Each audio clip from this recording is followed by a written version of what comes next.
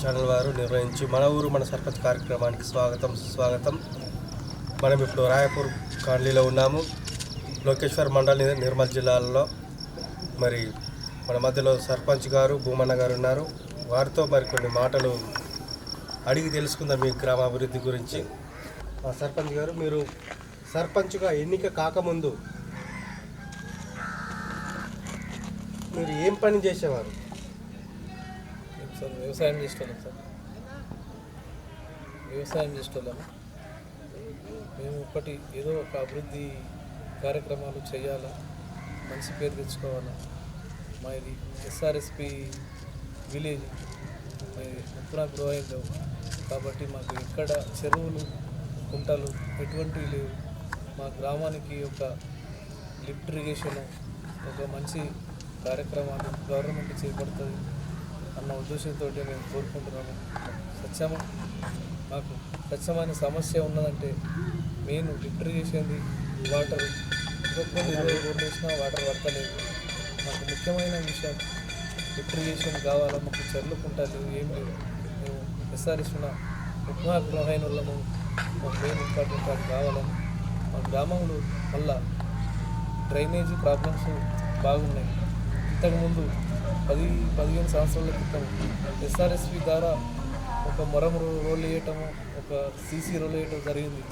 ఇప్పటికీ అవి 15 సంవత్సరాల సంది ఇప్పటికీ ఏవి వస్తలేవు. ఈ ఎన్ఆర్ఎస్ గ్రాంట్ తోటి చిన్న సమస్యలు కూడా పరిష్కారం అవుతుంది. మీరు గతంలో ఎలాంటి పదవులు అధిష్టానించారు? వార్డు మెంబర్గా ఒక 5 సంవత్సరాలు చేసిన, ఒకసారి సర్పంచ్గా పోటీ చేసి కూడా ఓటమి జరిగింది. మళ్ళీ ఇప్పుడు రెండోసారి మళ్ళా గెలపడం జరిగింది. మీ గ్రామంలో హరితహార కార్యక్రమాలు చేపడితే మొక్కలు ఎక్కడెక్కడ మీరు నాటించారు? హరితహారము చేపట్టినాము. హరితహారము చాలా మంచిది. హరితహారంతో మనకు ఆక్సిజన్ తోటి మంచి మనుషులకు మంచిది జరుగుతుంది. మళ్ళీ హరితహారం అనేది మాకు గుట్ట ఉన్నది, పెద్ద 118 ఎకరాల గుట్ట ఉన్నది. గుట్టకు ఒక 5,000 మొక్కలు నాటినాము. మళ్ళీ మా మిషన్ వాటికలో ఒక 2,000 మొక్కలు నాటినాము. మళ్ళీ ఇక్కడ ఒక గ్రామ పంచాయతీలో ఒక 200 మొక్కలు నాటినాము. మళ్ళీ ఇతర రోడ్లో ఇంట్ల దగ్గర కానీ అట్లా ఒక 2-3 వేలు నాటినాము. హరితహారం మంచి ప్రోగ్రామే చేసినాము, మంచిగానే జరుగుతున్నాము. అవిటి కూడా పెంచుతాము, మంచిగా శ్రద్ధ తీసుకుంటున్నాము, మంచిగా చేస్తాము. ప్రధాన సమస్యలు మరి ఏమేమి ఉన్నాయి? మాకు ప్రధాన సమస్యలు మా గ్రామానికి వ్యవసాయ కుటుంబాలు 90% వ్యవసాయ కుటుంబాలు ఉంటాయి కాబట్టి మాకు ఇంపార్టెంట్ లిఫ్ట్ ఇరిగేషన్లో సహకారంగా తరఫున పెద్ద సమస్య అంటే అదే ఉన్నది. మళ్ళీ డ్రైనేజీలు సమస్యలు ఉన్నాయి, సీసీ రోడ్ల సమస్యలు ఉన్నాయి. మళ్ళీ మన వ్యవసాయ చేనులకు వెళ్ళడానికి లింక్ రోడ్లు, 2-3 లింక్ రోడ్లు అవసరం ఉన్నాయి. మరి ప్రతి తాగునీరు కూడా ఇబ్బంది ఉన్నది. ఈ మిషన్ భద్రత వల్ల అయితే ఏమీ వాటర్ వచ్చింది లేదు. ఇప్పటికీ సమస్య అన్ని విధాల సమస్యలు బాగున్నాయి. మరి మీ గ్రామంలో ఎన్ని పింఛన్లు ఉన్నాయి? మరి ప్రతి ఒక్కరికి అందుతున్నాయా, అందటం లేదా? లేక కొత్తవారు ఉంటే వారికి ఎలా అందేలాగా మీరు వారి యొక్క సమస్యను పరిష్కరిస్తున్నారు? పెన్షన్లు మన గ్రామానికి ఒక 1,500 జనాభా ఉంటే మాకు 600-700 పైగా పెన్షన్లు వస్తున్నాయి.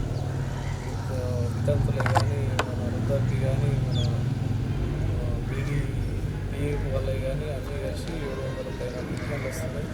ఇంకా ఒక 300 పెన్షన్లు అవసరం. అన్ని ఏదైతే ముఖ్యమంత్రి గారు 57 ఏళ్లకు పెన్షన్ ఇస్తానో అది ఎదురు చూస్తున్నారు. ఖచ్చితంగా అది జీవో వస్తే మాత్రం ఇంకా 200 పెన్షన్లు అవసరం. వాళ్ళకి ఖచ్చితంగా పిలిపిస్తామని వాళ్ళు చేస్తాం. మీ గ్రామంలో ప్రతి నెల గ్రామ సభ ఏర్పాటు చేయడం జరుగుతుంది. ఆ గ్రామ సభలో ఎలాంటి నిర్ణయాలు మీరు తీసుకుంటున్నారు? ప్రతి నెల మా వార్డ్ నెంబర్లో బాడీ మీటింగ్ పెట్టుకుంటున్నాము. ప్రతి నెల మళ్ళీ 2 నెలలకు ఒకసారిగా గ్రామ సభల ప్రతి ఆశా వర్కర్ కానీ, ప్రతి అంగన్వాడీ కానీ, ప్రతి టీచర్లు కానీ, ప్రతి కరెంట్ హెల్పర్లు కానీ అందరి ద్వారా గ్రామ సభ ఊళ్ళో జనాలందరూ నిలుచుకొని ఏ సమస్యలు ఉన్నా వచ్చి చెప్తున్నారు. అక్కడ దాకా వెళ్ళి మేము ఆ సమస్యలను పరిష్కరిస్తున్నాము. ఆ సమస్యల ద్వారా కొన్ని అవుతున్నాయి, ఇంకా కొన్ని చేస్తామని హామీస్తున్నాము.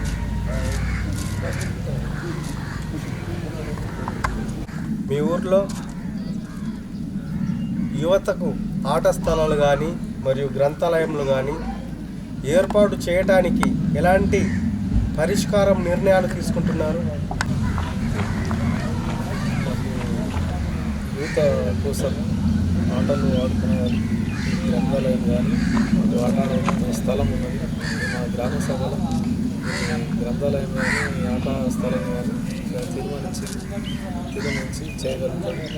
వాళ్ళ కోసం చేస్తున్నాం. అసలు మా పిల్లలు ఎక్కడికో లోపల కానీ బైసా కానీ ఎక్కడికో బస్సులలో ప్రైవేటు స్కూళ్ళకి వెళ్తుంది. ఇప్పుడు మాత్రం మేము చేపట్టిన ఏంటంటే ఇంగ్లీష్ మీడియం లేక అందరూ బయటకు వెళ్తున్నారని మా ఊరు పెద్ద మనుషులు వార్డు మెంబర్లు అందరూ సహకరించారు. దానికి మొత్తం ఇంగ్లీష్ మీడియం ఏర్పాటు చేసినాము. అది సక్రమంగా జరుగుతున్నది. 100% సక్సెస్ వస్తున్నది. చాలా సంతోషంగా ఉన్నది. మాకు పాత ఎప్పుడూ గతంలో 40 సంవత్సరాలు కట్టిన స్కూల్ బిల్డింగ్ కూలిపోయింది. కాబట్టి మేము ఎంఈఓ దృష్టికి తీసుకెళ్ళాము. మన అతను కూడా ఖచ్చితంగా 2 నెలల్లో మాకు కొత్త 2 స్కూల్ బిల్డింగ్ ఇస్తామని హామీ ఇచ్చడం జరిగింది. దానికి ఇస్తే మాకు ఇంకా చాలా సంతోషం. మా పిల్లల భవిష్యత్తు బాగా ముందుకెళ్తుంది. మీ గ్రామ ప్రజలకు V3 న్యూస్ వేదిక ద్వారా మీరేం చెప్పాలని అనుకుంటున్నారు? గొప్ప అవకాశం ఇచ్చడానికి ఛానల్ ధన్యవాదాలు. ఛానల్ V3 ఛానల్ వల్ల నాకు నా మీద నమ్మకం పెట్టుకొని నా గ్రామ ప్రజలు నాకు ఓటేసినందుకు ఏ సమస్యలైనా నేను వచ్చి నాదే కాకుండా మీరు వచ్చి ఏ సమస్య ఉన్నా నేను పరిష్కరిస్తానని V3 ఛానల్ ధన్యవాదాలు.